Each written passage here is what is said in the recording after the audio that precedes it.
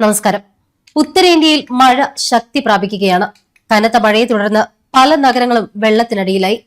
നദികൾ കരകവിഞ്ഞൊഴുകുന്നതിനാൽ പല ഗ്രാമങ്ങളും വെള്ളപ്പൊക്കമുണ്ടാവുകയും നിരവധി നാശനഷ്ടങ്ങൾ റിപ്പോർട്ട് ചെയ്യുകയും ചെയ്തു.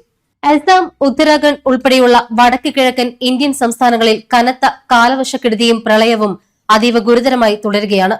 അസമിലെ പ്രളയത്തിൽ മരണസംഖ്യ 97 ഉയർന്നു.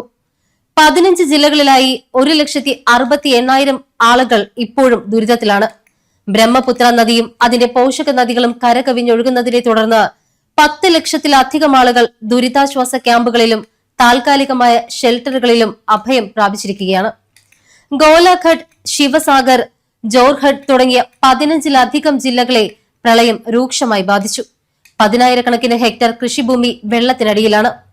എന്നാൽ അറ്റകുറ്റപ്പണികൾക്ക് ശേഷം അപ്പർ അസമിലെ നിർണായക ഭാഗങ്ങളിലൂടെയുള്ള നേരിട്ടുള്ള റെയിൽ ബന്ധങ്ങൾ ഭാഗികമായി പുനരാരംഭിച്ചു. വെള്ളപ്പൊക്ക ബാധിത പ്രദേശങ്ങളിൽ സംസ്ഥാന ഏജൻസികളും ദുരന്ത നിവാരണ സംഘങ്ങളും സജീവമായ രക്ഷാപ്രവർത്തനങ്ങൾ നടത്തിവരികയാണ്. ഉത്തരാഖണ്ഡിൽ മലയോര മേഖലകളിൽ നദികൾ അപകടരേഖയ്ക്കും മുകളിലാണ്. രുദ്രപ്രയാഗിൽ അളകനന്ദ, മന്ദാകിനി നദികൾ കരകവിഞ്ഞൊഴുകി. തുടർന്ന് തീരത്തുള്ള നിരവധി ക്ഷേത്രങ്ങളും കെട്ടിടങ്ങളും വെള്ളത്തിനടിയിലായി. ചമോലി, രുദ്രപ്രയാഗ് ഭാഗങ്ങളിലുണ്ടായ മേഘസ്ഫോടനം സ്ഥിതിഗതികൾ കൂടുതൽ ഗുരുതരമാക്കി. കനത്ത മഴയെ തുടർന്ന് കേദാർനാഥിലേക്കുള്ള യാത്രകൾ താൽക്കാലികമായി നിർത്തിവെച്ചു. ഉത്തരാഖണ്ഡിലെ അപകട സാധ്യതയുള്ള ജില്ലകളിൽ സ്കൂളുകൾക്ക് അവധി പ്രഖ്യാപിച്ചിട്ടുണ്ട്. മലയോര മേഖലകളിലേക്കുള്ള യാത്രകൾ പൂർണ്ണമായും ഒഴിവാക്കാനും നദീതീരങ്ങളിൽ താമസിക്കുന്നവർ അടിയന്തരമായി മാറി താമസിക്കാനും അധികൃതർ കർശനമായ നിർദ്ദേശം നൽകിയിട്ടുണ്ട്.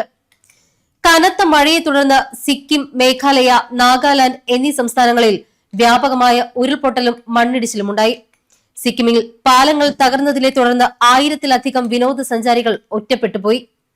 നാഗാലാൻഡിലും നിരവധി റോഡുകളും പാലങ്ങളും തകർന്ന് ഗതാഗതം പൂർണ്ണമായും തടസ്സപ്പെട്ടിരിക്കുകയാണ്.